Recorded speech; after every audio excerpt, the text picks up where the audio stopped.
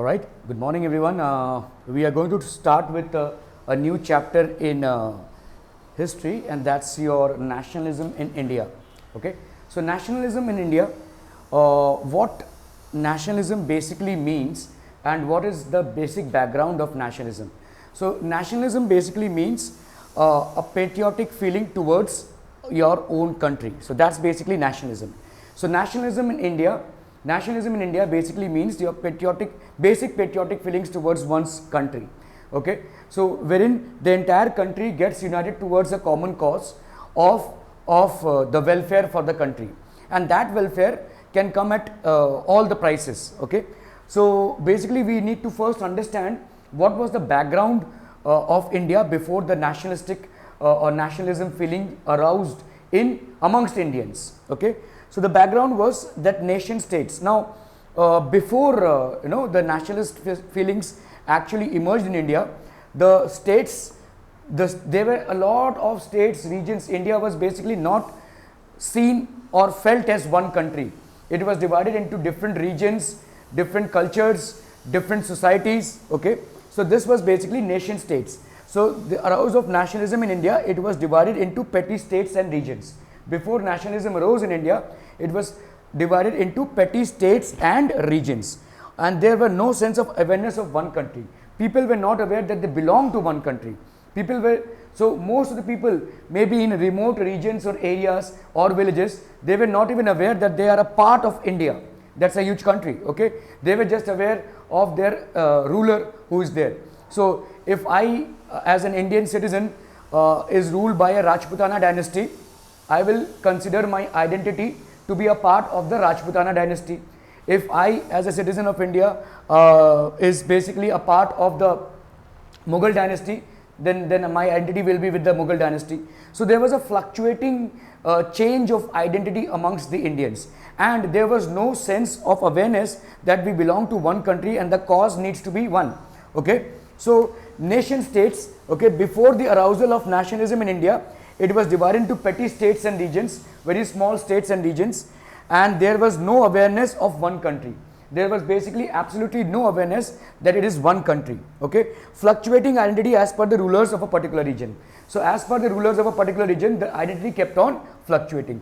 All colonial countries had, and now, so how did the drift happen? How did the transition happen from being scattered and they all collected? What changes did take place? Okay, now England and France were very strong imperialistic nations, and at that point of time, and they had colonial empires all over the world. So all colonial countries had a common point against their oppressive rulers. All these colonial countries had a common point against their oppressive rulers, but the response to this oppression was varied. Okay, so how they responded to this oppression, that was of varying proportions, but all of them had one common point against their oppressive rulers. So all of them were pretty much adamant against their oppressive rulers. They felt that they were being oppressed and they were being suppressed, but then their response, so you will see that in spite of all being a part of the colonialistic empire, their responses were different. Okay, I mean, that was the reason for the delay in them gaining freedom. For example, America gained freedom quite a lot earlier than maybe India or than maybe other colonialistic countries. So how they responded to this oppression, what time it took before they realized that they are being looted and plundered and oppressed by the colonial empires, that was the major cause in attaining freedom at different times. So you will see that there are different countries who have attained freedom at different points of time. Okay, in spite of being a part of the same colonial empire, their attainment of freedom was at different times. So the response was of varying proportions. Okay, so leaders, so what was the cause of this transition? So we have first understood the background of it. Now what was the cause of this transition? There were leaders who actually motivated the people and inspired the people, and who brought it to the awareness of the people that you belong to a bigger dimension of a country like India, rather than being just limited to a very small village. Okay, there were songs that were written, many patriotic songs, for example, Vande Mataram, Jana Gana Mana. Okay, all these were composed at that point of time, and they kind of united India. Okay, there were symbols. See, symbols means flags, etc. Okay, prior to nationalistic feelings, we didn't even have a national flag of ours. So these symbols basically started uniting India. So leaders, songs, symbols gradually developed the feeling of nationalism in India. So it was a very gradual development. Okay, how was it triggered? It was triggered by a common feeling of oppressive rule by the colonizers. Okay, and it was inspired by leaders who actually brought it to the knowledge of people that you are being oppressed and it is your country. Okay, and you should fight for the freedom. There were songs. So if you notice, the first war that of independence that India had fought was way back in 1857. However, India got freedom in 1947. It approximately took 90 years for the actual freedom to happen. So was there a lack of awareness? Yes. Okay, the first time India had actually united to fight against the Britishers was way back in 1857. Okay, and that's when Nana Sahib, Tatya Top, or maybe Rani Lakshmi Bai, all these people had actually gathered to fight against the Britishers. So they all lost. The reason why they lost again are numerous. Okay, India was again divided into small petty groups and all, and there was lack of awareness amongst people. But this time the nationalism feeling gripped all across India, and that's when it became successful. Although it took a time of or a period of 90 years, but then this time it was successful because now the nationalistic feeling at that point of time, the nationalistic feelings was not widespread. Okay, it was just restricted to certain kingdoms. It was just restricted to a very small amount of population. However, this time it actually was a widespread fire. Okay, and that's how it gripped the entire nation, and India actually rose to the awareness of freedom. Okay, so you can take a snapshot of the same. In the next slide, we will discuss how or what were the specific reasons which made the people of India unite for a common cause of nationalism. Okay. Okay, so now we are going to cover the reasons for the arousal of nationalism in India. So one of the first and prominent reasons for arousal of nationalism in India was the outbreak of the First World War. Okay, so as we know that the First World War was basically fought between a group of countries. We need not get into the details of it. There were many reasons for it, and England was also, or the Great Britain, just one second. Okay, the Great Britain was also a part of the First World War. Okay, now was India part of the First World War? No, India didn't take part in the First World War. However, being a part of Great Britain's colonial empire, India was impacted by it. Okay, now for any war-torn country, for any country that is going through a warfare, there is a huge defense expenditure that needs to be covered up. Okay, the arms, artilleries, soldiers, tanks, bombs, and whatever. Okay, guns, all these are required. So the defense expenditure during the war times increases tremendously, and since India was a colonial empire of the British, it was a source of income for the British, and hence the Britishers started extracting more and more from the Indians. Already they were looting and plundering India, and now they started it with more vigorously. Okay, because the requirements increased. So the First World War broke out between 1914 and to 1918. It was fought for so many years. Okay, and Great Britain was one of the leading countries in that war. Okay, now India was not directly involved in the war. However, being a part of the colonial British Empire, there was a huge impact. Now, how did this impact take place? Why did this impact take place? That's something that we have to understand. Okay, so now a new economic and political situation was created in India. Okay, in India there was a new economic and political situation that was created. So understanding the economic factors first. Okay, huge defense expenditure. There was a huge defense expenditure. Obviously, any war-torn country will always encounter a huge defense expenditure. They have to feed the people who are fighting the war. They have to provide them guns, artilleries, arms, ammunition, bombs, and whatnot. Okay, so huge defense expenditure that was compensated by war loans and increasing taxes. So where do they get the money from? Obviously from the Indians. They increase the taxes on them. they increase the prices of essential commodities on them, and they increase the custom duties that were imposed. Okay, so there was a huge increase in all these things. So these are very essential commodities, and if there is a huge increase, obviously what will happen? The prices went up. Okay, in fact the prices just didn't go up, they doubled. Okay, the more are the prices, the more will be the money or revenue that will be generated, and that's going to compensate the Britishers. Okay, so the only way to get the money out was from these colonial empires that the Britishers had created at that point of time. Okay, now essential commodities is something that we cannot live without. Okay, we have to purchase them in order to survive, and in order to purchase them, so we kept on paying a very huge amount of tax and custom duties for these commodities. So this was a economic unrest that was created, and on top of that there was forced recruitment of Indians. Okay, since the army was required in huge numbers, there was a forced recruitment of Indians. Whether they were willing to join the army or not, they were just hired and they were sent and deployed to places or war zones. Okay, so this caused a feeling of resentment and anger amongst Indians. First of all, they had to pay a huge price for taxes. Secondly, their own men, their own countrymen, without any reason, were getting involved in the war. Okay, forced recruitment. They were forcefully recruited in the army and deployed in places where the war was getting fought. Okay, so not only they had to leave their country, okay, they had to fight for something for which India was not a part of. Okay, and this caused a huge amount of unrest and dissatisfaction or discontent among the Indians. Okay, so this world war basically created a huge situation of political and economic crisis in India. Okay, I hope this makes it clear. You can take a snapshot of the same. Now in the second slide, in the third slide rather, we are going to discuss about the impacts of epidemics that had happened at that point of time. The crop failure and all, which were causing more and more of resentment amongst the Indians. Okay.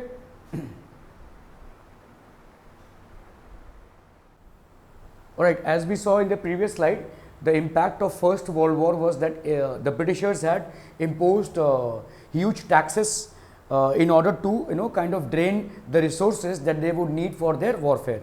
So you need resources for their warfare, and they also imposed forced recruitment of Indians from villages and all into their armies to fight against different countries in different areas. Okay, so obviously there was a lot that was happening at that point of time. There was an economic crisis, there was a political crisis due to forced recruitment of Indians. So India, or rather Indians, in spite of not being a part of the world war, they were hugely impacted, and that caused a huge amount of resentment and dissatisfaction or discontent amongst them. Okay, now there was a crop failure that happened. Now in those days, famines had a very huge impact. India was primarily an agricultural country, so a lot of it, in fact almost most of it depended upon the agricultural production. India being a primarily an agricultural country, if for some reasons the crops didn't flourish, then it will the entire world will go topsy-turvy. Okay, and that's what happened. Due to famines, there was a huge amount of crop failure. Okay, prolonged famines happened, and there was an acute shortage of food. Although the population had not exploded at that point of time as it has now, still the amount of food that was available was not sufficient to keep the Indians alive. Okay, to cater to the demands of everyone. Okay, so there was an acute shortage of food due to crop failure and famines. Okay, also the market structure was not properly synthesized. In those days, monopoly existed, so people used to stock and pile up grains somewhere else just to increase their price. So all these malpractices existed at that point of time, because of which the proper channel of food or people were not receiving the amount of food that they should. Okay, so this, although the Britishers were not responsible for this, but somehow it added to the anger and resentment that was already prevailing in them, and that's how it happened. So in many parts of India, there was a shortage of food crops due to famines that had happened at many parts of India. Okay, then there's this influenza epidemic that broke out, just as now we have the corona epidemic, in which thousands and lakhs of and crores of people are getting killed, at that point of time, influenza epidemic broke out. Influenza is a very common disease, as we all know. Okay, it's of course a viral disease, but in today's times it is a very much a treatable disease, and we all get it at some point of our life, not once but maybe many times. Okay, it's just common cold which gets a little which gets a little severe. So, but at that point of time, influenza epidemic didn't have a cure, because of which a huge amount of population actually died. Okay, so all these is basically adding up to the misery of the people. According to a census of 1921, although at that point of time the census that was taken was not that accurate, but still, according to a census that was taken in 1921, approximately 12 to 13 million people died of famines and epidemic. In economics, we study 1921 as the year of Great Divide. Okay, just for your knowledge, it is also year of Great Divide. It is also something that we learn in economics as a year of Great Divide. Why the year of Great Divide? Because prior to 1921, the death rate and the birth rate were almost the same. Okay, so we didn't have cures for a lot of diseases, we didn't have vaccinations for a lot of diseases. So and infant mortality rate was also very high. It was not possible for us to prevent children from dying. So at that point of time, the population growth was very slow, because the birth rate and death rate were almost equal. Post 1921, what happened? The birth rate remained the same, but the death rate kept on decreasing. The reason why death rate kept on decreasing is because advancement in the medical technologies, vaccination programs, many diseases to which we didn't know a cure were now treatable. Cholera, influenza, malaria, all these epidemic diseases plague, all these epidemic diseases that used to claim a huge amount of life were now treatable. Okay, so after that, basically India's population, actually that led to the population explosion. So between 1921 and 1951, there was approximately a huge growth of population, because the birth rate kept on increasing and the death rate kept on decreasing. So not something that we have to study here, but just for your information. Okay, so according to a census of 1921, the reason why it is known as a year of Great Divide is because a huge amount of population, we lost a huge amount of population to these epidemics and famines. Okay, so so that's the reason population had not grown to a magnitude that it has grown now. So these reasons further aggravated the unrest and discontent amongst the Indians. So the unrest and discontent that was already there due to imposing of huge taxes and custom duties and prices, inflation going high. So all these were already there. So this added on to the unrest and discontent among the Indians. So the reason why we are trying to understand this is very simple. Okay, see, when I am under misery, when I am my life is miserable, but my neighborhood is all fine, then nobody is going to fight along with me. I have to fight my battle and struggle out myself. Okay, whatever would be the reasons, emotional or maybe maybe financial, whatever. But when my neighbor is suffering from the same thing, my neighborhood people, or so let's say I am staying in a society, in a building, okay, and everybody is facing the same problems of water, problems of electricity, problems of general amenities. So all of them are facing the same problem. Then what happens? The cause becomes common. So then we will all fight it out with the builder or with the the society members. So that's the procedure. That's how it happens. Okay, when the misery becomes multidimensional, or when the misery basically is becoming common, when the cause of misery is common, then people automatically unite. Okay, so here the cause of misery is common. Great Britain imposing high amount of taxes on its colonial empires, the misery is common. So everybody is getting impacted by it, and they know the reason. Just because there is a world war that is getting fought, we have to pay a high price in spite of not being a participant or a direct contributor of the world war.